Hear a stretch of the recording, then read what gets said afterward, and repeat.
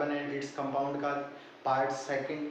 First video जो हमारी थी उसके अंदर हमने डिस्कस किया था जो कार्बन है, कार्बन की वैलेंसी, कार्बन उस वीडियो के अंदर हमने डिस्कस किया। अगर आपने वो पहली वीडियो नहीं देखी है तो इसी वीडियो के डिस्क्रिप्शन में उसका लिंक आपको दिया गया है, आप चाहो तो उसको देख सकते हो ताकि आपको जो फर्दर टॉपिक है वो अच्छे से समझ में आ सके। अब इसके अंदर देखो हम आज की वीडियो के अंदर क्या क्या डिस्कस करने वाले हैं। जो हमारी आज की वीडियो रहने वाली है इसके अंदर सबसे पहले तो हम डिस्कस करेंगे allotropes of carbon. Allotropes of carbon, carbon के कौन कौन से एलोट्रोप्स रहेंगे, ठीक है। दूसरा, इस वीडियो के अंदर हम डिस्कस करने वाले हैं कोवेलेंट बॉन्ड, जो कि ट्रिक मैं आपको बताऊंगा किस तरीके से कोवेलेंट बॉन्ड को आप काउंट कर सकते हो। नेक्स्ट हम इसके अंदर डिस्कस करेंगे जो इसके प्रीफिक्स, किसी कार्बनिक चेन के अंदर प्रीफिक्स एंड सुफिक्स किस तरीके से ऐड होते हैं और उनको क्या क्या नाम दिया जाता है। प्रीफिक्स एंड सुफिक्स को ऐड होने पे उनके स्ट्रक्चर के अंदर किस तरीके का बदलाव आता है। इसके अलावा स्ट्रक्चर की बेस पे हम अगर बात करें तो स्ट्रक्चर की सबसे पहले आइसोमरिज्म, आइसोमरिज्म, ठीक है। इन सभी टॉपिक को हम इस वीडियो के अंदर डिस्कस करने वाले हैं। तो आइए स्टार्ट करते हैं वन बाय वन। तो यहां पे देखते हैं हम एलोट्रोप्स। एलोट्रोप्स, जब भी हम एलोट्रोप्स ऑफ कार्बन पढ़ते हैं, allotropes of carbon, allotropes of carbon की हम जब भी बात करते हैं तो हमें इसकी डेफिनेशन के अंदर ये चीज हमें जरूर पढ़ने को मिलती है कि different form of carbon, different form of carbon, ये कार्बन के अलग अलग रूप हैं, भिन्न भिन्न रूप, ठीक है, जिनको हम भिन्न भिन्न रूप बोल सकते हैं कि व्यक्ति एक ही है कार्बन और उसके रूप अलग अलग हैं। जैसे आपने एक मूवी देखी होगी अमर अकबर एंथनी, जिसके अंदर व्यक्ति एक ही होता है, अमर अकबर एंथनी नाम तीन होते हैं। अब इसी तरीके से देखो इसके अंदर कार्बन एक ही है, इसके अंदर कार्बन एक ही है, इसके नाम तीन है। तीन नाम कौन कौन से आ जाएंगे। पहला आ जाएगा इसका नाम डायमंड, ये कार्बन डायमंड की फॉर्म के अंदर भी मिलता है, ठीक है। दूसरा आ जाएगा ग्रेफाइट, कार्बन ग्रेफाइट की फॉर्म के अंदर भी मिलता है। तीसरा आ जाएगा बकमिस्टर फुलरीन या जिसको हम बोलते हैं C60, इस फॉर्म के अंदर भी कार्बन हमें दिखाई देता है। अब कार्बन तीन फॉर्म के अंदर हमें दिखाई दे रहा है एक ही चीज। जब ये अरेंज होता है कार्बन, देखो एक ही मॉलिक्यूल, एक ही एटम है, एक ही एलिमेंट है, ये भी कार्बन से बना है, ये भी कार्बन से बना है, ये भी कार्बन से बना है, तीनों बने हुए कार्बन से हैं। बट क्यों बने, क्योंकि इनकी अरेंजमेंट के अंदर डिफरेंशिएशन आ गई। कार्बन के एलिमेंट की जब अरेंजमेंट हुई तो उसकी अरेंजमेंट के अंदर डिफरेंशिएशन आई, जिसके कारण ये फॉर्म हुई। सबसे पहले अगर मैं डायमंड की बात करूं, यहाँ पे डायमंड को बोला जाता है कि ये हार्डेस्ट सब्सटेंस, हार्डेस्ट सब्सटेंस, सबसे hardest substance.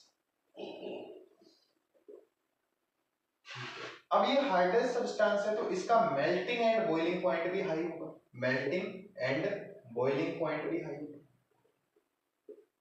Boiling point high होगा, बहुत ज्यादा ऊंचा मिलेगा, उच्च तापमान बोलते हैं जिसको, melting and boiling point high. अब मेल्टिंग बॉइलिंग पॉइंट हाई है, इसीलिए इसको यूज किया जाता है, इसीलिए इसको यूज किया जाता है cutting of stone, cutting of marbles, marbles के कट करने के अंदर, स्टोन के कट करने के अंदर जो ड्रिलिंग मशीन होती है, उनकी जो हैमर मशीन है, ड्रिलिंग मशीन है, उनकी नोक के ऊपर ये डायमंड को लगा दिया जाता है। ये टूटता नहीं है, ये पत्थर तक को तोड़ देता है, इसी कारण से इसका यूज किया जाएगा, इसी प्रॉपर्टी का यूज कर लिया जाता है इसकी एप्लीकेशन की फॉर्म के अंदर। अब जो कार्बन है, कार्बन एक बैड कंडक्टर है, bad conductor of electricity, electricity का बैड कंडक्टर है।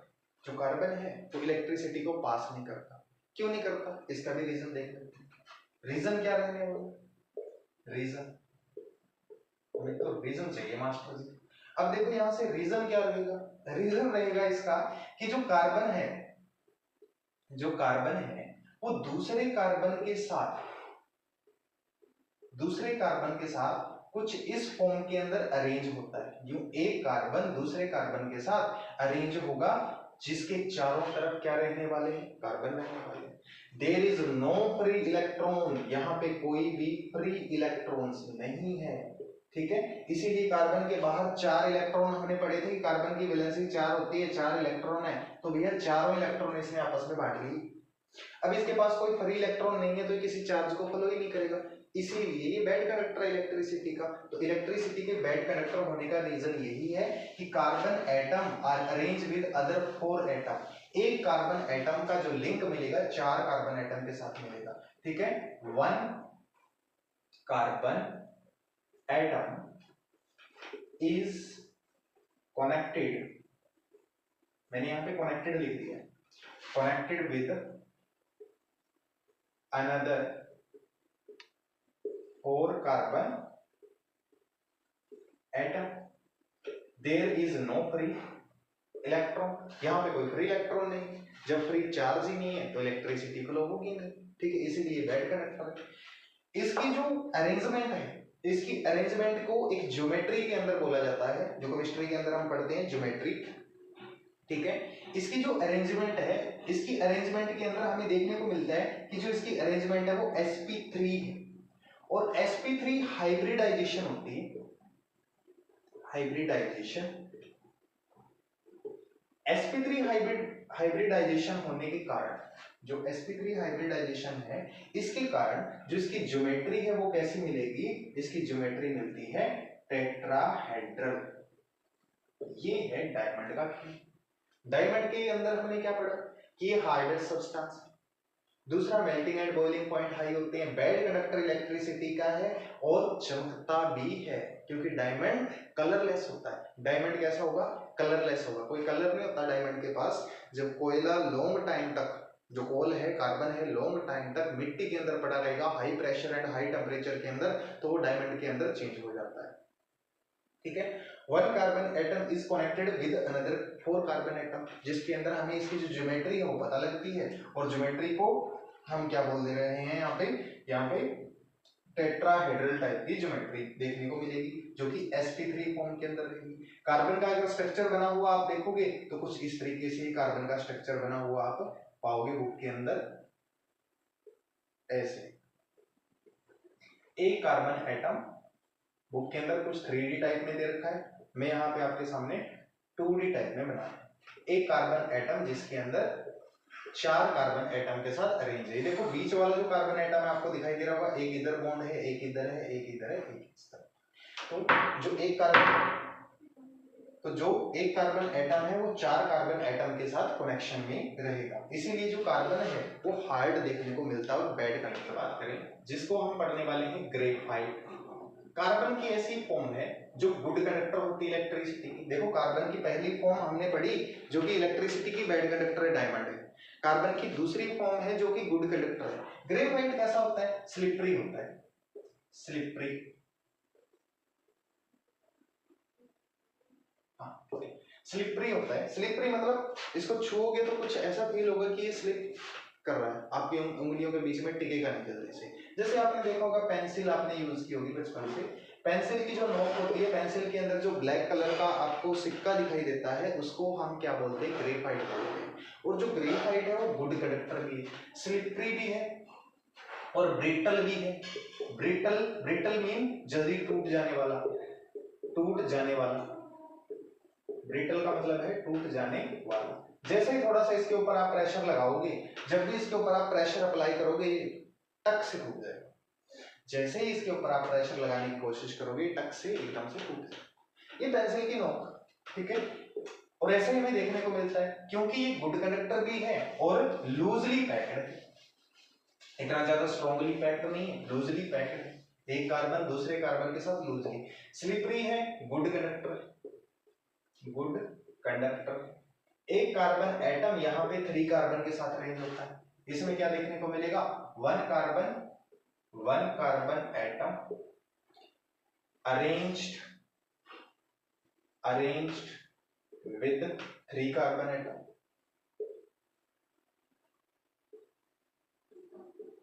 3 कार्बन एटम।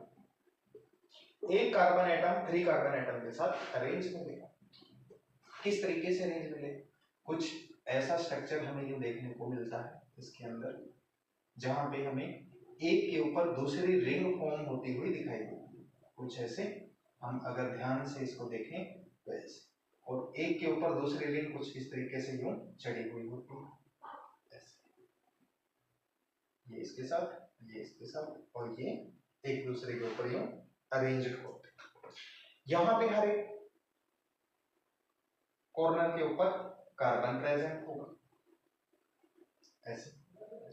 अब आप यहां से देखो, एक बॉन्ड इधर, एक बॉन्ड इधर और एक बॉन्ड इधर बन रहा है, मतलब एक कार्बन एटम 3 बॉन्ड बना रहा है, एक कार्बन एटम 3 बॉन्ड बना रहा है। तो इसको भी कुछ ज्योमेट्री का नाम देंगे, इसको भी कुछ ज्योमेट्री का नाम देंगे। यस मास्टर, ज्योमेट्री का नाम तो देना ही पड़ेगा, ज्योमेट्री का नाम तो देना ही पड़ेगा। ज्योमेट्री का नाम अगर हम यहां से देंगे तो यहां से sp2 ज्योमेट्री इसकी निकल के सामने आई है, जिसको हमने बोला है sp2 हाइब्रिडाइजेशन, sp2 हाइब्रिडाइजेशन। ठीक है, sp2 हाइब्रिडाइजेशन तो हमें देखने को मिल गई, बट sp2 हाइब्रिडाइजेशन में शेप कैसे मिलेगी? शेप इसकी मिलेगी ट्राइगोनल प्लेनर, ट्राइगोनल प्लेनर इसकी शेप मिलेगी। ठीक है, अब मैंने डायमंड के अंदर कैसे बताई थी आपको? sp3 बताई, जो कैसी थी? टेट्राहेड्रल। ठीक है, sp2 किसके अंदर बताई है मैंने? sp2 आपको बताई ग्रेफाइट के अंदर, जो कैसी है? Trigonal planar. ठीक है, उम्मीद करता हूं याद होगी। ठीक है, अब यहां से देखो, हमने डायमंड के अंदर पढ़ा कि वो बैड कंडक्टर है और हार्ड भी है। इसके अंदर हमने पढ़ा गुड कंडक्टर है, वीक और स्लिपरी। ठीक है, गुड कंडक्टर है, वीक है और स्लिपरी भी है, इलेक्ट्रिसिटी इसके अंदर से फ्लो कर जाती है। उसमें हमने पढ़ा एक कार्बन 4 कार्बन के साथ अरेंज होता है, 4 कार्बन के साथ बॉन्ड होता है, इसमें एक कार्बन 3 कार्बन के साथ बॉन्ड बनाता है। डिफरेंशिएशन आती है तो इस तरीके से आप लिख सकते हो। ठीक है, मोस्टली चांस रहता है कि कार्बन कंपाउंड में से जो आपसे ग्रेफाइट और डायमंड की डिफरेंशिएशन पूछ ली जाती है, तो डिफरेंशिएशन को आपने कुछ इस तरीके से लिख देना है। इसकी हाइब्रिडाइजेशन के अंदर डिफरेंशिएशन बता दोगे। ठीक है, हार्डनेस के साथ और कंडक्टिविटी के साथ, और इसके अलावा कनेक्शन विद कार्बन की, कार्बन के साथ ये किस तरीके से कनेक्शन में है वो आप बता दोगे। तो 4 डिफरेंशिएशन इसकी लगभग बन जाएंगी आपकी, और 3 नंबर का अगर क्वेश्चन आता तो आप उसको छोड़ोगे। अब यहां से थर्ड जो टाइप है C60। अच्छा, वैसे इसको C60 बाद में नाम दिया गया है। एक यूएस आर्किटेक्ट थे, यूएस आर्किटेक्ट, जिनका नाम था बकमिनिस्टर, बकमिनिस्टर फुलर। जो बकमिनिस्टर फुलर नाम के साइंटिस्ट थे, उन्होंने क्या किया? उन्होंने कार्बन को, जो 60 कार्बन थे, C60 इसलिए बोला जाता है, 60 कार्बन थे, उनको एक फुटबॉल शेप के अंदर अरेंज कर दिया था, फुटबॉल शेप बनाई थी। ठीक है, कार्बन की फुटबॉल शेप बना दी थी। जो फुटबॉल शेप है, उन्होंने इसको जियोडेसिक, जियोडेसिक डोम भी बोला था, जियोडेसिक डोम, गुंबद बोलते हैं इसको, गुंबद। कभी कभार अपने जो पंजाबी गुरुद्वारे होते हैं, ठीक है, पंजाबी कल्चर के अंदर जो गुरुद्वारे होते हैं उनके अंदर आपको ये डोम शेप देखने को मिलेगी, मंदिरों के अंदर भी लगभग देखने को मिलती है। ठीक है, जियोडेसिक डोम बोलते हैं। फुटबॉल के जैसा जो स्ट्रक्चर है, इसके अंदर कितने कार्बन? 60 कार्बन अरेंज होते हैं, 60 कार्बन अरेंज होते हैं in the shape of football, football की शेप के अंदर अरेंज होते हैं। अच्छा, इसको बकमिनिस्टर फुलरीन भी बोला जाता है, बकमिनिस्टर, बकमिनिस्टर फुलरीन। क्यों बोला जाता है? क्योंकि इसको बकमिनिस्टर फुलर ने डिजाइन किया था, इसको बकमिनिस्टर फुलर ने डिजाइन किया था, तो इसी के नाम पे बकमिनिस्टर फुलरीन इसका नाम पड़ गया। तो यहां तक थे आपके एलोट्रोप्स ऑफ कार्बन, जिसके अंदर बहुत ज्यादा इंपॉर्टेंट जो रहने वाले हैं एलोट्रोप्स ऑफ कार्बन के अंदर 2 ही रहेंगे। सबसे पहले जो इंपॉर्टेंट रहने वाला है, सबसे पहला जो मैंने आपको बताया डायमंड, इसके ऊपर से बहुत ज्यादा क्वेश्चन पूछे जाते हैं, ज्योमेट्री पूछ ली जाती है कई बार। ठीक है, सीबीएसई के अंदर और आईसीएसई बोर्ड के अंदर भी। और इसके अलावा graphite, graphite, why graphite is a good conductor of electricity, why graphite is a good conductor of electricity while diamond is not a good conductor of electricity? Because in diamond, क्योंकि diamond के अंदर हमने क्या पढ़ा? Because in diamond carbon is arranged with another 4 carbon atom, there is no free electron, यहाँ पे free electron तो होता नहीं, फ्री इलेक्ट्रॉन होता ही नहीं, अब्सेंट है।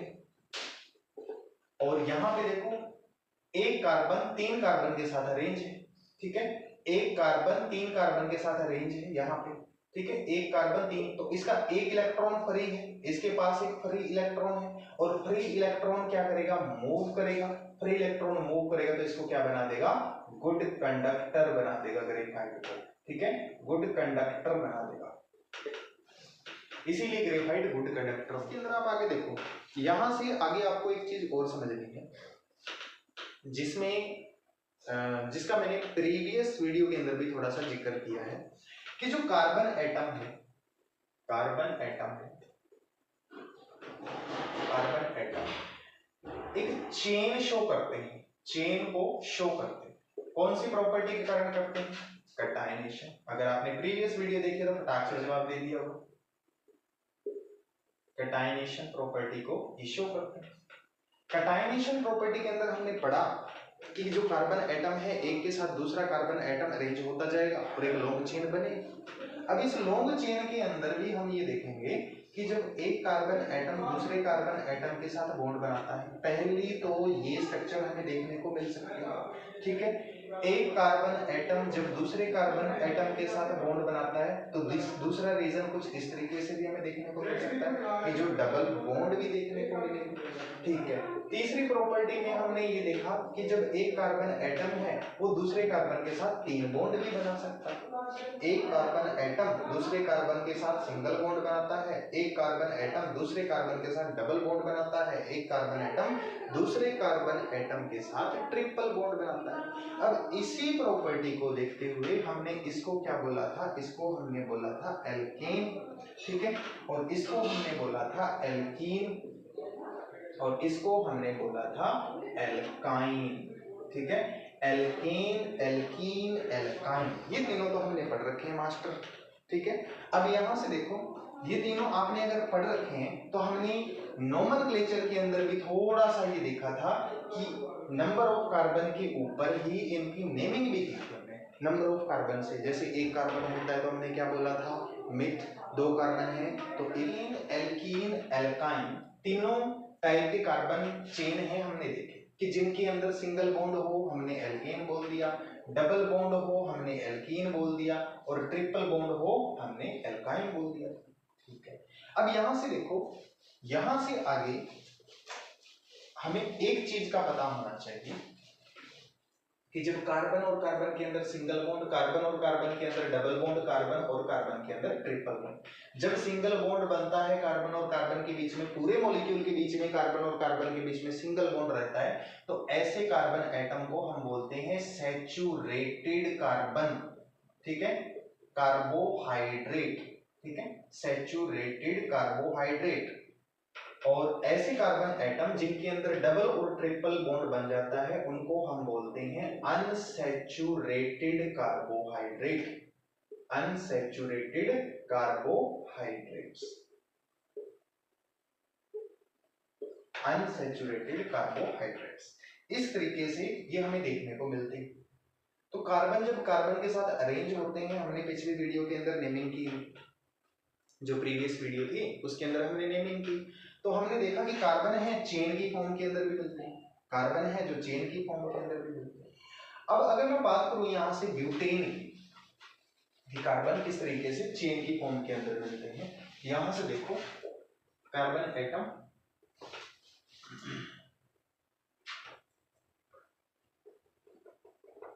Chain of carbon.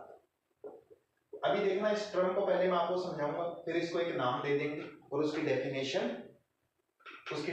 लिखेंगे, जो कि बहुत इंपॉर्टेंट रहती है और इंपॉर्टेंट टर्म है, जो पूछी भी जाती है एग्जाम के व्यू से अगर देखा जाए। तो यहां से देखो, सबसे पहले मैंने यहां पे बनाया आपके सामने प्रोपेन, तो मुझे अब आप बता दोगे कि प्रोपेन के अंदर कितने कार्बन होते हैं। प्रोपेन के अंदर 3 कार्बन देखने को मिलते हैं, कितने, 3 कार्बन देखने को मिलेंगे। अब यहां से प्रोपेन के हर एक प्रोपेन के 4 बॉन्ड, प्रोपेन के अंदर जितने कार्बन है हर एक कार्बन के 4 बॉन्ड क्या कर देंगे हम, पूरे कर देंगे। हर एक कार्बन के 4 बॉन्ड हो चुके हैं पूरे। अब जो प्रोपेन है कैसे बना है, 1 2 3, कितने कार्बन है, 3 कार्बन है, 6 और 2 8, क्या है, हाइड्रोजन, ये बन गया प्रोपेन का फॉर्मूला, इसको नाम दे दिया हमने प्रोपेन। अब बात करें ब्यूटेन। अगर प्रोपेन के इस कार्बन को मैं किसी दूसरे कार्बन पे लगाने की सोचूं, अगर इस प्रोपेन के मैं इस कार्बन को मान लो मैं यहां से हटाकर इसको यहां पे लगा रहा हूं, तो वही लाइन में तो तीन ही रहेंगे। देखो यहां से अगर मैं प्रोपेन के अंदर इस वाले कार्बन को यहां से हटाकर मैं सोचूं कि यहां पे लगा दूं, अरे रहा तो वही एक चेन ही है ना, यहीं से काउंटिंग शुरू करेंगे, चेन ही बनेगी। अगर मैं बीच वाले कार्बन को हटा के यहां पे लगा दूं, जैसे ही बीच वाला कार्बन है, बीच वाले कार्बन को मैंने यहां से हटाया और मैंने क्या किया, इसको एंड में लगा दिया, तो यहाँ पे भी वही चेन बन गई, सेम ही चेन बन गई। तो प्रोपेन के अंदर हमें कोई न्यू ब्रांच देखने को नहीं मिलेगी, प्रोपेन के अंदर हमें कोई न्यू ब्रांच देखने को तो नहीं मिलेगी। ऐसा पॉसिबल हो जाएगा हमारे पास ब्यूटेन, किसमें पॉसिबल हो जाएगा, ब्यूटेन के अंदर। देखो ब्यूटेन में कैसे पॉसिबल हो जाएगा, 1 2 3 एंड 4, 4 कार्बन होते हैं ब्यूटेन के अंदर, और हर एक कार्बन के ऊपर हाइड्रोजन लगेगा, ठीक है। तो मैं यहाँ पे हाइड्रोजन नहीं लगा रहा हूँ, मैं आपको सिंपली बता रहा हूँ, हाइड्रोजन आप लगा लोगे। ब्यूटेन के अंदर देखो C4H10 इसका फॉर्मूला बन जाएगा, C4H10 इसका फॉर्मूला, C4H10 इसका फॉर्मूला रहेगा ब्यूटेन का। अब इसके अंदर देखो, अगर मैं इसके अंदर देखोगे, इसके जो लास्ट वाला जो कार्बन है इसको मैं हटाऊंगा और यहाँ पे ऐड कर दूं, इसके जो लास्ट वाला कार्बन है 1 2 एंड 3, इसको मैंने यहां से हटाया और मैंने इसको यहाँ पे ऐड कर दिया। ध्यान से देखो, मैंने लास्ट वाले कार्बन को हटाया, चाहे मैं इधर वाला हटा लेता, इधर वाले को हटाकर मैंने यहाँ पे ऐड कर दिया, तो एक न्यू ब्रांच आपके सामने आ गई, एक न्यू ब्रांच आपके सामने आपको देखने को मिली, और इसको हमने क्या बोल दिया, इसको भी हमने बोला ब्यूटेन।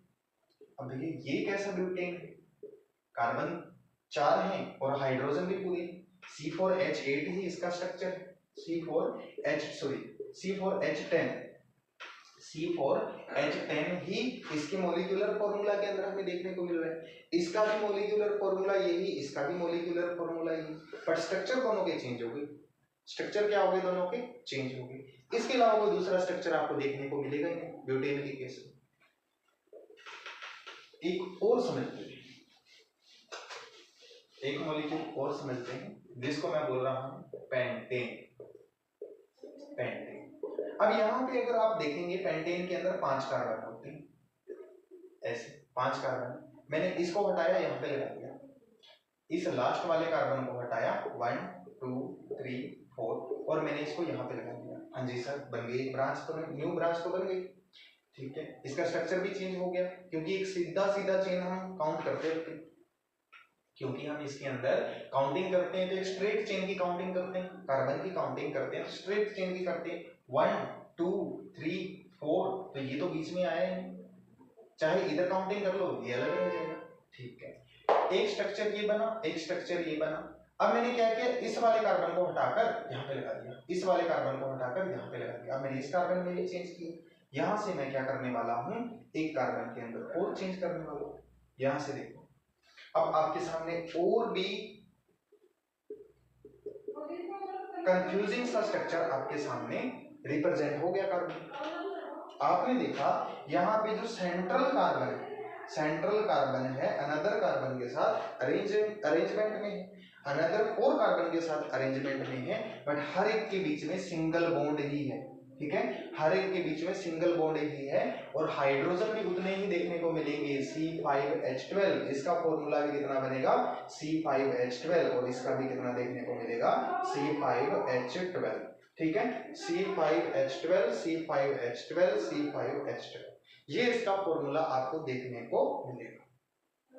अब इसके अंदर से देखो, आपको ये चीज समझ में आ रही होगी कि सबका फॉर्मूला तो सेम है, यस मास्टर, और सबका स्ट्रक्चर क्या हो रहा है, डिफरेंट हो रहा है, कुछ तो गड़बड़। अब यहां से इस टर्म को हम नाम दे देंगे आइसोमरिज्म, क्या नाम दे देंगे, आइसोमरिज्म, ठीक है, आइसोमरिज्म, आइसोमर या आइसोमरिज्म, ये क्या होता है,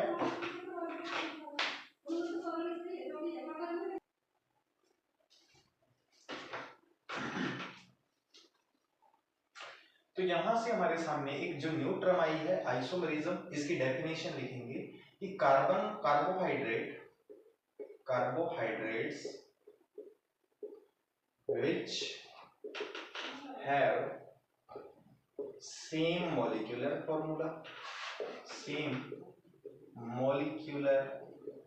formula but different structural formula known as isomer. क्या बोला जाएगा इसको? आइसोमर बोला जाएगा। तो यहां से आपसे क्वेश्चन पुट किया जाता है, जो मेन क्वेश्चन है, आइसोमर ऑफ ब्यूटेन। ब्यूटेन के कितने आइसोमर बनेंगे?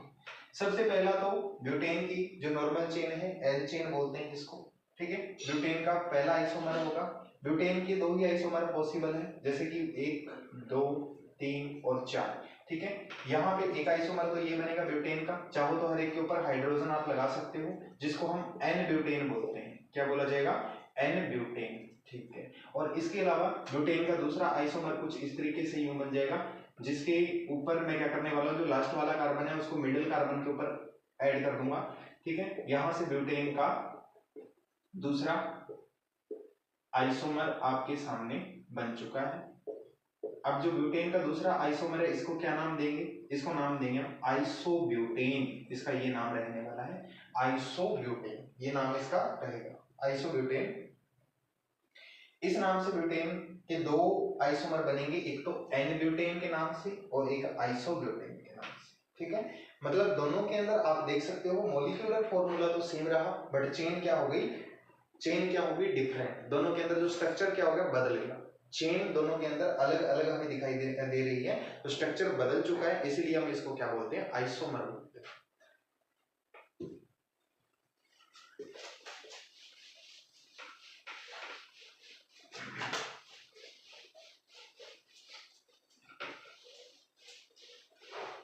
आइसोमर ऑफ पेंटेन,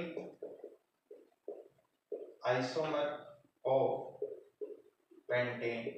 पेंटेन की आइसोमर देखो, जो पेंटेन है वो कैसा है? पेंटेन के अंदर सबसे पहले आपको पहला आइसोमर तो पता ही होना चाहिए, 5 कार्बन है, 1 2 3 4 एंड 5, 5 कार्बन है, जिसको हम क्या बोलेंगे?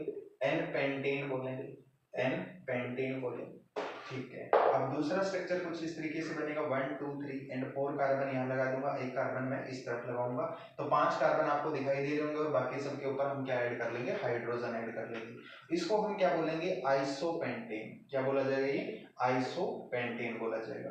और जो थर्ड स्ट्रक्चर बनेगा, देखो पेंटेन के केस में 3 आइसोमर बनते हैं, पेंटेन के केस में 3 आइसोमर बनते हैं, ठीक है। यहां से देखो 1 2 3 4 एंड 5, ठीक है। जो ऐसा स्ट्रक्चर बनेगा इसको हम बोलते हैं नियोपेंटेन, नियोपेंटेन, ठीक है। एक तो बनेगा एन पेंटेन, नॉर्मल चेन होती है, नॉर्मल पेंटेन चेन लिख सकते हो आप इसको। दूसरा आइसोपेंटेन, जिसके अंदर एक कार्बन एटम अपने प्लेस को चेंज करता है और एक चेन अलग से क्रिएट करता है, एक ब्रांच अलग से क्रिएट करता है। जो यहाँ पे ये बनता है इसको हम ब्रांच बोलते हैं। जब एक कार्बन अलग से कनेक्शन में आता है तो इसको हम ब्रांच का नाम दे देते हैं। और यहाँ पे थर्ड में नियो, दोनों तरफ ब्रांच है, ठीक है। प्रोपेन चेन के ऊपर दोनों तरफ ब्रांच है, तो इसको हम क्या बोल देंगे? नियोपेंटेन बोल दिया जाएगा। और हर एक के ऊपर आप चाहो तो हाइड्रोजन ऐड कर सकते हो। यहां से देखो C5H12 इसका फॉर्मूला रहने वाला है, इसका फॉर्मूला भी C5H12 और इसका फॉर्मूला भी क्या रहेगा? C5H12। यहां से ये क्वेश्चन भी आपसे पूछा जाता है, क्वेश्चन नंबर 2 आपका बनने वाला है यहां से, कि जो आइसोमर ऑफ पेंटेन है, how many isomer of pentane are pentane chain can be form? Pentane chain के कितने आइसोमर फॉर्म होते हैं? तो ये दूसरा इंपॉर्टेंट क्वेश्चन आपका रहेगा यहां से। और इसके अलावा एक इलेक्ट्रॉन डॉट स्ट्रक्चर के ऊपर भी क्वेश्चन पूछ लिया जाता है कि पेंटेन का इलेक्ट्रॉन डॉट स्ट्रक्चर बना दो, पेंटेन का इलेक्ट्रॉन डॉट स्ट्रक्चर भी बनाओ, electron dot structure of pentane. Pentane का इलेक्ट्रॉन डॉट स्ट्रक्चर कैसे बनाओगे? 1 2 3 4 एंड 5, ठीक है। एक कार्बन के पास कितने इलेक्ट्रॉन है? 4, इस तरीके से एक कार्बन के पास 4 इलेक्ट्रॉन है। मैं हर एक कार्बन के 4 इलेक्ट्रॉन बनाता जा रहा हूं, आपको दिखाई दे रहे होंगे। हर एक कार्बन के मैंने 4 इलेक्ट्रॉन बनाए, और हर कार्बन के पास उसके बैलेंस इलेक्ट्रॉन को पूरा करने के लिए हाइड्रोजन भी लगाए जाएंगे। कोवेलेंट बॉन्ड तो इनके बीच में बन ही चुके हैं। अब हाइड्रोजन के साथ भी कोवेलेंट बॉन्ड को फॉर्म करेगा क्योंकि शेयर ऑफ इलेक्ट्रॉन जरूरी है। ये देखो ये कार्बन अपने 8 इलेक्ट्रॉन को पूरा करने वाला है इस तरीके से, और यहां से ये भी 8 इलेक्ट्रॉन को पूरा करेगा। इसी तरीके से ये भी अपने 8 इलेक्ट्रॉन को पूरा करेगा। ये भी अपने 8 इलेक्ट्रॉन को पूरा कर लिया है इसने, और इसने भी अपने 8 इलेक्ट्रॉन को पूरा किया। हाइड्रोजन ने क्या करना है, अपने 2-2 इलेक्ट्रॉन को पूरा करना है। हाइड्रोजन का काम इतना सा है। ये बन गया इलेक्ट्रॉन डॉट स्ट्रक्चर। इसको हम इलेक्ट्रॉन डॉट स्ट्रक्चर बोलते हैं, पेंटेन का इलेक्ट्रॉन डॉट स्ट्रक्चर। ठीक है, electron dot structure of pentane, इस तरीके से आप इसको रिप्रेजेंट कर सकते हो। ये पूछ लिया जाता है कई बार, बड़ा इंपॉर्टेंट क्वेश्चन है यहाँ से। कई बार कार्बन चेन में अरेंज ना होकर के रिंग फॉर्म के अंदर भी अरेंज हो जाते हैं, रिंग फॉर्म में भी अरेंज हो जाते हैं। रिंग फॉर्म के अंदर जब ये अरेंज होंगे तो हम इसको कार्बन की रिंग फॉर्म भी बोल देते हैं। जैसे कि हेक्सेन है, हेक्सेन हमें कुछ इस तरीके से देखने को मिलता है 1 2 3 4 5 एंड 6, 6 कार्बन देखने को मिलते हैं। ये क्या करेगा, जो लास्ट वाला कार्बन है फर्स्ट वाले कार्बन के साथ एक बॉन्ड क्रिएट कर लेगा और ये कुछ इस तरीके की चेन बना लेगा 1 2 3 4 5 एंड 6, कुछ इस तरीके की ये चेन देखने को मिलेगी और हर एक चेन अपने बॉन्ड को कंप्लीट करेगा। अब हर एक कार्बन के 2 बॉन्ड आपको दिख रहे होंगे, तो यहाँ पे हाइड्रोजन भी लगेंगे 1 2 एंड 3 4 5 6, 6 कार्बन है। हर एक कार्बन के ऊपर 2 हाइड्रोजन लगेंगे। हेक्सेन का फॉर्मूला क्या होता है? वेरी गुड, हेक्सेन का फॉर्मूला क्या बनेगा? C6H14। बट अगर आपसे पूछ दिया जाए कि जो साइक्लोहेक्सेन है, इसका फॉर्मूला क्या रहेगा? इसका फॉर्मूला रहेगा C6H12, क्योंकि 2 हाइड्रोजन एटम यहां से स्प्लिट हो चुके हैं। 2 कार्बन एटम जब आपस में जुड़ते हैं तो 2 हाइड्रोजन को हटा करके H2 को हटा करके वहां पे अपने साथ ही बॉन्ड बना लेते हैं। ठीक है, हाइड्रोजन को रिप्लेस करके अपने आप के साथ ही एक बॉन्ड बना लेते हैं। तो यहां से आप देखोगे एक हाइड्रोजन इधर से हटा है, एक इधर से, तो H2 यहां से गायब हुआ है और जो कि C6H12 की फॉर्म के अंदर आ गया और इसको हम क्या नाम देंगे? साइक्लोहेक्सेन नाम देंगे। तो आपसे अगर साइक्लोहेक्सेन का फॉर्मूला पूछ लिया जाए तो इस तरीके से आपने स्ट्रक्चर या फॉर्मूला पूछ लिया जाए तो इस तरीके से आपने स्ट्रक्चर भी बना देना और फॉर्मूला भी लिख देना। ठीक है, जो यहां से एक क्वेश्चन आपसे पूछा जा सकता है जो कि एमसीक्यू के अंदर इंपॉर्टेंट रहने वाला है। ठीक है, साइक्लोहेक्सेन का फॉर्मूला। अब साइक्लोहेक्सेन डबल बॉन्डिंग स्ट्रक्चर में किस तरीके का देखने को मिलेगा? क्योंकि हमने दोनों फैमिली पढ़ी, एल्केन भी पढ़ा, एल्कीन भी पढ़ा, एल्काइन भी पढ़ा। ठीक है, जो हेक्सेन फैमिली है, हेक्सेन, साइक्लोहेक्सेन, ठीक है, साइक्लोहेक्सेन, इसके अंदर हम देखेंगे कि कार्बन एटम के साथ ऐसे सिंगल बॉन्ड तो बनाता ही। इसके अंदर हम क्या करेंगे? इसके अंदर हम डबल बॉन्ड को शो करेंगे और हर एक कार्बन के ऊपर एक हाइड्रोजन को भी रिप्रेजेंट करेंगे। अब आप देख पा रहे होंगे कि हर एक कार्बन के 4 बॉन्ड कंप्लीट है, 1 2 3 एंड 4, 1 2 3 एंड 4, 1 2 3 एंड 4। ठीक है, 1 2 3 एंड 4। ठीक है, हर एक कार्बन के 4 एटम कंप्लीट, 4 बॉन्ड कंप्लीट है हर एक कार्बन एटम के। तो यहां से जब इसको नाम दिया गया तो इसको नाम दिया गया साइक्लोहेक्सेन। साइक्लोहेक्सेन ना बोल करके इसको बेसिकली बेंजीन भी बोला जाता है, बेंजीन। ठीक है, बेंजीन करके क्वेश्चन आ जाता है, what is the structural formula of benzene, ठीक है। स्ट्रक्चर C6H6 इसका रहने वाला है फॉर्मूला, और स्ट्रक्चर आपके सामने मैं बता चुका हूं। स्ट्रक्चर ये रहेगा C6H6, जिसको कि बोला जाएगा बेंजीन। तो एक इंपॉर्टेंट क्वेश्चन मैंने यहां से आपको बता दिया है। बेंजीन का फॉर्मूला क्या रहेगा C6H6, और इसका स्ट्रक्चर क्या रहेगा, 6 कार्बन को आप रिंग फॉर्म के अंदर अरेंज करोगे और एक के बाद एक के ऊपर डबल बॉन्ड लगा दोगे अल्टरनेटिवली, और हर एक कार्बन के ऊपर हाइड्रोजन को रिप्रेजेंट कर दोगे। तो यहां से आपके सामने C6H6 एक स्ट्रक्चर बन जाएगा, C6H6 एक स्ट्रक्चर बन जाएगा जिसको हम बेंजीन बोलते हैं। क्लियर? मैंने आपको एक चीज और बोली, नंबर ऑफ कोवेलेंट बॉन्ड।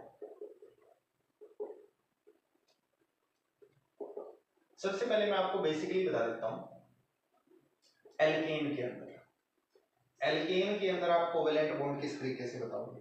अब एल्केन का देखा जाए, एल्केन को अगर हम देखें तो एल्केन का फॉर्मूला कुछ इस तरीके से होता है, CnH2n+2, ठीक है, CnH2n+2, ये एल्केन का फॉर्मूला लिखते हैं, CnH2n+2, ठीक है।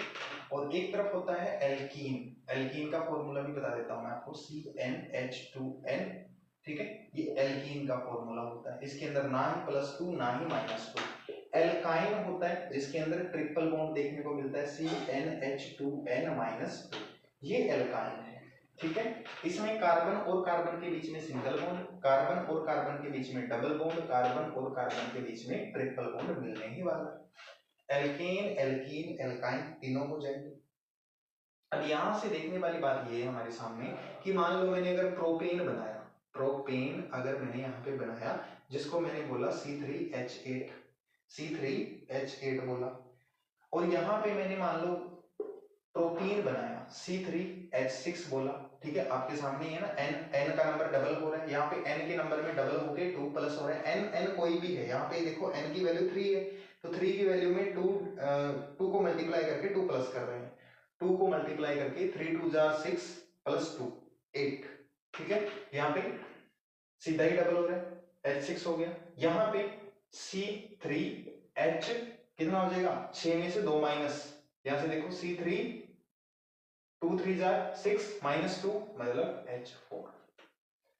आपको एल्केन, एल्कीन, एल्काइन तीनों के फॉर्मूले मैंने रिप्रेजेंट कर दिए यहाँ पे, प्रोपेन, प्रोपीन, प्रोपाइन तीनों के फॉर्मूले। अगर मैं फॉर्मूला को बनाऊंगा 1 2 3, और यहाँ पे हर एक के ऊपर हाइड्रोजन भी अरेंज होगा, ये किसके अंदर है, ये आप देख पा रहे हो प्रोपेन का फॉर्मूला है। इसमें कितने कोवेलेंट बॉन्ड है, इसमें कितने कोवेलेंट बॉन्ड है, इसमें कोवेलेंट बॉन्ड है 1 2 3, देखो मैं काउंट कर रहा हूं 1 2 3 4 5 6 7 8 9 एंड 10, कितने कोवेलेंट बॉन्ड है, 10 कोवेलेंट, ठीक है। अब इसके अंदर आ जाओ, यहां से 1, क्योंकि डबल बॉन्ड मिलेंगे, और डबल बॉन्ड मिलेंगे तो यहां से हाइड्रोजन भी 6 हो जाएंगे, 3 और 3 6 हाइड्रोजन, ठीक है, डबल बॉन्ड है। अब कोवेलेंट बॉन्ड इसमें कितने मिलेंगे, कोवेलेंट बॉन्ड देखो ध्यान से, इसके अंदर कितने मिलेंगे, 1 2 3 4 5 6 7 8 एंड 9, कितने कोवेलेंट बॉन्ड है, 9 कोवेलेंट बॉन्ड है, ठीक है। इसके अंदर देखो एक में ट्रिपल बॉन्ड रहने वाले हैं, ऐसे, इसके ऊपर हाइड्रोजन और इसके ऊपर 3 हाइड्रोजन, 3 4 5 6 7 और 1 8, कितने कोवेलेंट बॉन्ड मिले इसके अंदर, 8 कोवेलेंट बॉन्ड मिले, ठीक है। इतना अगर आपको समझ में आया तो बताओ, कुछ समझ में आया। एक और एग्जांपल ले लेते हैं, एक और एग्जांपल लेते हैं, ऊपर वाला मैं मिटा रहा, ब्यूटेन, ब्यूटीन, ब्यूटाइन का एग्जांपल ले लेते हैं।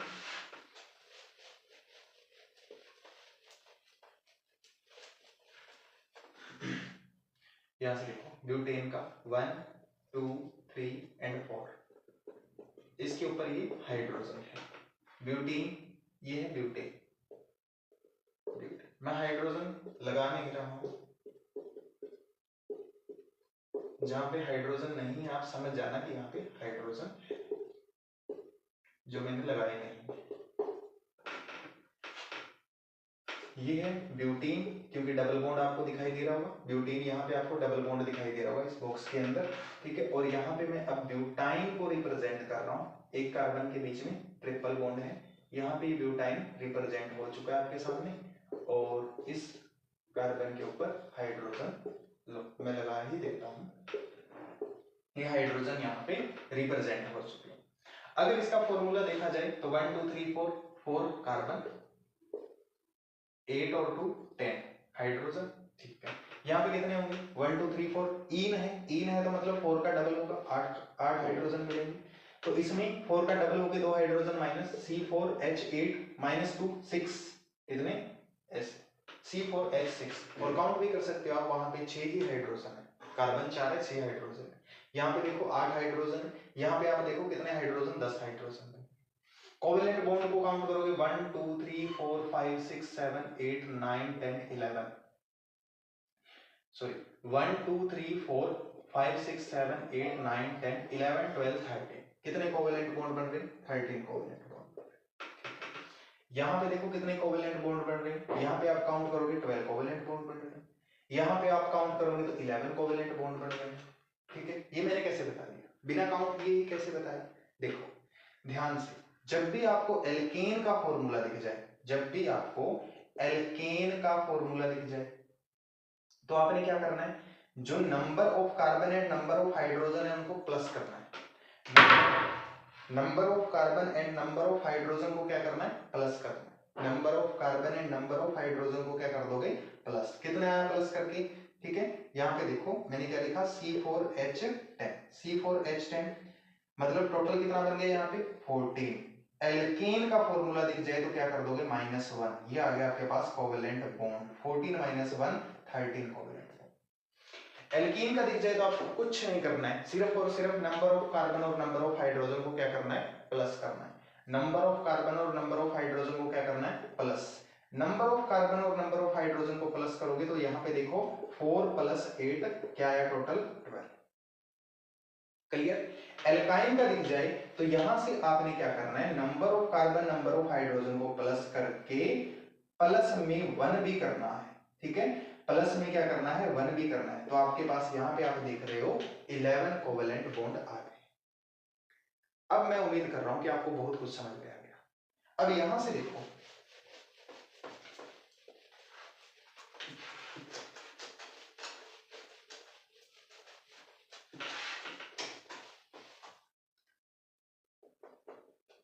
नंबर ऑफ कोवेलेंट बॉन्ड, ये हमारी एनसीईआरटी भी बताती है कि इस तरीके का क्वेश्चन पूछेगा ही पूछा जाएगा, ठीक है, पूछा ही जाएगा इस तरीके का क्वेश्चन, एनसीईआरटी बुक ये हमें बता रही है, क्योंकि उसके अंदर एक एमसीक्यू ऐसा दे रखा है जिसके अंदर नंबर ऑफ कोवेलेंट बॉन्ड आपसे पूछ रखे हैं, और नंबर ऑफ कोवेलेंट बॉन्ड यहां से देखो, अगर आपको कुछ इस तरीके से दे दिया जाए C5H12, ठीक है, C5H10, और यहां से आपको दे दिया गया C5H8,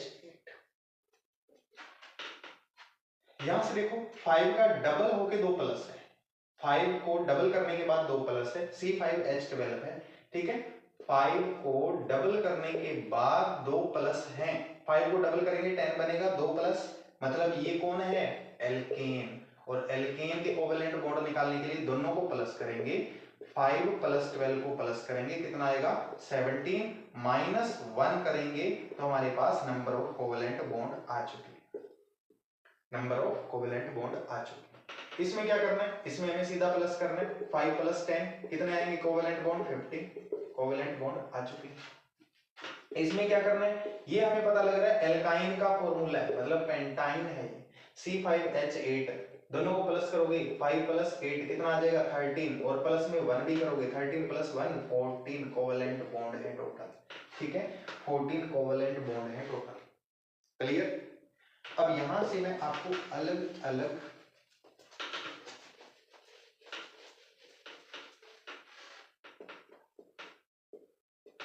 कॉपी के ऊपर आप फटाफट से निकालोगे इनको, 5 क्वेश्चन देने वाला हूं मैं, C6H12, C7H16, C8H14, ठीक है, यहां से C10H 22 C9H18। ठीक है, सबसे पहले आपको पहचानना है, अगर आपने काउंट कर लिया तो एक बार वीडियो को पॉज करके आप इसको काउंट करोगे तो आपको सबसे पहले पहचानना ये है कि ये एल्केन है, एल्कीन है, एल्काइन है। ठीक है, ये कौन है? एल्कीन। देखो यहां से सीधा डबल हो रहा है, डबल हो रहा है तो हम डबल करके सीधा लिख देंगे। यहाँ पे हमारे पास कोवेलेंट बॉन्ड आ जाएंगे, कितने? 18 कोवेलेंट बॉन्ड बनेंगे इसके बीच में। यहां से देखो डबल होके 2 प्लस हो रहा है तो मतलब एल्केन है, 1 माइनस करना पड़ेगा। एल्केन है तो 1 माइनस करना पड़ेगा। ठीक है, कितना आ जाएगा? 23 माइनस 1, 23 माइनस 1 22 कोवेलेंट बॉन्ड है।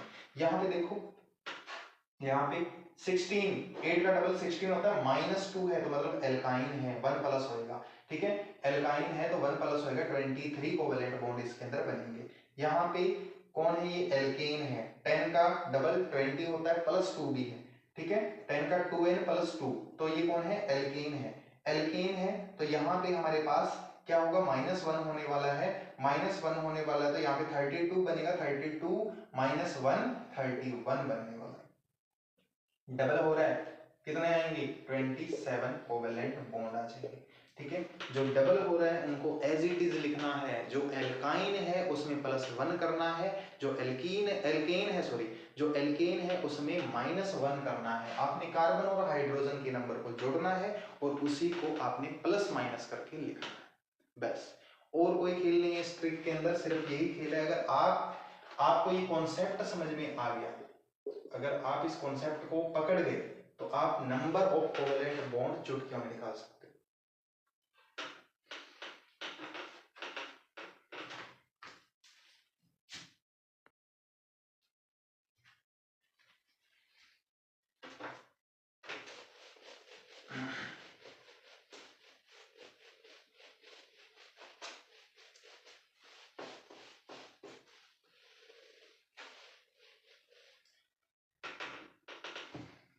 अब कार्बन जो चेन है, चेन एक नेम बन जाती है। कार्बन की जो चेन है, कार्बन की जो चेन है, कार्बन चेन एक नेम बन जाती है। इसका जो नेम है, मान लो जैसे मेरा नेम है, मैं अपने नेम के पीछे भी कुछ लगा रहा हूं और अपने नेम के आगे भी कुछ लगा रहा हूं। जो नेम के आगे लगता है इसको बोला जाता है प्रीफिक्स। ठीक है, और जो नेम के पीछे लगता है इसको बोला जाएगा suffix in case of carbon. अब कार्बन के केस में हम ऐसा ही पढ़ने वाले हैं। ठीक है, अब कार्बन के केस में हम ऐसा ही पढ़ने वाले हैं। ठीक है, जैसे कार्बन है, कार्बन है, इसके आगे कुछ लगेगा तो इसको हम क्या बोलेंगे? इसको क्या बोलेंगे हम? प्रीफिक्स बोलेंगे। इसके नेम के आगे कुछ लगेगा तो प्रीफिक्स। और कार्बन के नेम के पीछे कुछ लगेगा, जैसे सिंह है, कुमार है। ठीक है, कार्बन के नेम के पीछे कुछ लगेगा तो इसको हम क्या बोलेंगे? सुफिक्स बोलेंगे। ये क्या रहने वाला है? सुफिक्स। तो आपको ये सुफिक्स और प्रीफिक्स ये समझ में आ गया होगा। अब कार्बन के जो चेन है, कार्बन की चेन है, उसके अंदर कुछ फंक्शनल ग्रुप ऐड हो जाते हैं जिनको सुफिक्स और प्रीफिक्स का नेम दिया जाता है। कार्बन चेन के अंदर कुछ फंक्शनल ग्रुप ऐड हो जाते हैं जिनको सुफिक्स और प्रीफिक्स बोला जाता है। ठीक है, जो प्रीफिक्स है कार्बन चेन के अंदर, जो प्रीफिक्स है वो कौन है? सिर्फ और सिर्फ हैलोजन ग्रुप है। वैसे कार्बन और ऑक्सीजन, कार्बन हाइड्रोजन और ऑक्सीजन के साथ मिलकर बहुत लंबे चेन का निर्माण कर देता है।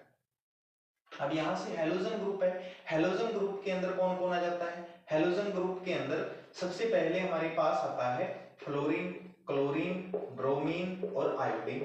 ठीक है, फ्लोरीन, क्लोरीन, ब्रोमीन और आयोडीन जब ये कार्बन चेन के अंदर एंटर करते हैं, किसी भी कार्बन चेन के अंदर जब ये एंटर करते हैं प्रीफिक्स एंड सुफिक्स, तो ये वहां से हाइड्रोजन को क्या कर देते हैं? रिप्लेस कर देते हैं। ठीक है, they replace hydrogen from carbon chain. Carbon chain से ये हाइड्रोजन को रिप्लेस कर रहे हैं। ठीक है, हाइड्रोजन को जब ये रिप्लेस कर रहे हैं तो वहां पे खुद आएंगे हाइड्रोजन की जगह पे, इसीलिए हम इनको क्या बोल देते हैं? हेटेरियो एटम बोल देते हैं। हेटेरियो एटम बोल देते हैं, हेटेरियो एटम। हेटेरियो एटम या हेट्रो एटम इनको नाम दिया जाता है। अब जो कार्बन हाइड्रोजन को रिप्लेस कर रहे हैं, कार्बन चेन के अंदर हाइड्रोजन को रिप्लेस करने के बाद जब ये आ रहे हैं एक चेन के अंदर, तो इनको हम हेटेरियो एटम का नाम दे देते हैं। हेटेरियो एटम क्या होते हैं? ऐसे एटम जो हाइड्रोजन को रिप्लेस करके कार्बन के साथ ऐड हो जाते हैं। अब इसी चेन के अंदर देख लो, जैसे प्रोपेन चेन है, प्रोपेन चेन है। अच्छा, इसको बोला क्या जाएगा? सबसे पहले ये देखो, जब ये किसी चेन के अंदर आएंगे तो इसकी आवाज आ जाएगी फ्लोरो, इसकी आवाज आएगी क्लोरो, और इसकी आवाज आएगी ब्रोमो, और इसकी आवाज आएगी आयोडो। ठीक है, ऐसे ये इसके साउंड को रिप्रेजेंट करेंगे, जो इसकी साउंड बनाएंगे स्टार्टिंग के अंदर। जैसे ये है प्रोपेन, प्रोपेन की चेन है, सब जगह पे हाइड्रोजन लगा हुआ है, हर एक जगह पे हाइड्रोजन लगा हुआ है, और सिर्फ इस जगह के ऊपर ब्रोमीन लग गया। ठीक है, अब ये भी एक चेन है, इस चेन के अंदर आप देखो सब जगह पे हाइड्रोजन लगा है, और यहाँ पे क्या लग गया? क्लोरीन लग गया। 2 कार्बन की चेन है, 3 कार्बन की चेन है तो प्रोपेन है, 2 कार्बन की चेन है तो कौन है? इथेन।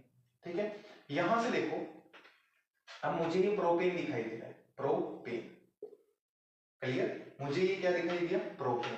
अब इस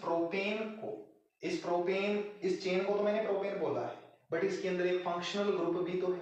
उस फंक्शनल ग्रुप को कहां लिखा जाएगा? तो मैंने आपको बताया कि जो फंक्शनल ग्रुप है प्रीफिक्स मतलब नाम के आगे लगेगा, क्योंकि कार्बन और कार्बन के बीच में सिंगल बॉन्ड है, तो मैंने क्या बोला? प्रोपेन। ठीक है, 3 कार्बन है और सिंगल बॉन्ड है तो प्रोपेन, इसका नाम क्या पड़ा? प्रोपेन नाम पड़ गया। अब यहां से देखो, आप सामने क्या लगा हुआ है? इसके फंक्शनल ग्रुप लगा हुआ है जो कि ब्रोमीन, और जहां पे ब्रोमीन हो उसको हम फंक्शनल ग्रुप को क्या बोलते हैं? ब्रोमो बोलते हैं। तो इसका नाम हो जाएगा ब्रोमोप्रोपेन। इसका नाम बताओ, इसमें फंक्शनल ग्रुप कौन लगा? क्लोरीन और इथेन। ठीक है, इथेन तो ऐसे कैसे लिखा जाएगा? इथेन के आगे कौन लगा है? क्लोरो। क्या लगा है? Chloro, chloro ethane. इस तरीके से इसका फंक्शनल ग्रुप का आप नाम दे सकते हो। फंक्शनल ग्रुप के सुफिक्स और प्रीफिक्स आप लिख सकते हो। ठीक है, इसमें जो नेक्स्ट सुफिक्स और प्रीफिक्स है, इसको पूरा डिटेल हम नेक्स्ट वीडियो के अंदर करेंगे। ठीक है, क्योंकि ये वीडियो बहुत ज्यादा लंबी हो जाएगी, तो मैं आपसे माफी चाहता हूँ कि इस वीडियो के अंदर मैं इसको कंप्लीट नहीं कर पाया, बट हम नेक्स्ट वीडियो के अंदर इसको जरूर करेंगे।